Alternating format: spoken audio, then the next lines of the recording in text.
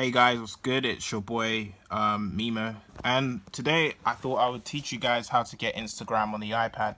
Now the weird thing is, yeah, like usually on an iPhone you go straight to the App Store, and then in this browser thingy you type in Instagram, search for it, and it's loading.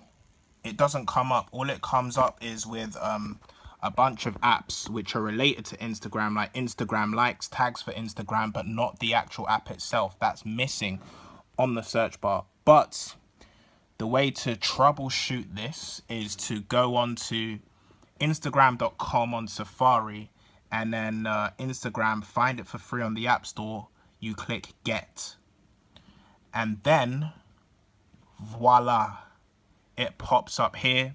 So you just get it, install it right here, and yeah, you pretty much have Instagram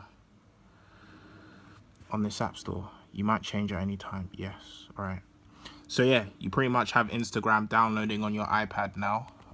We'll just go back to the home page and look, it's right there. All right, guys, thanks for watching this video. Please comment, like, subscribe. More coming soon. I don't know about tech videos, but more videos will come soon. Peace.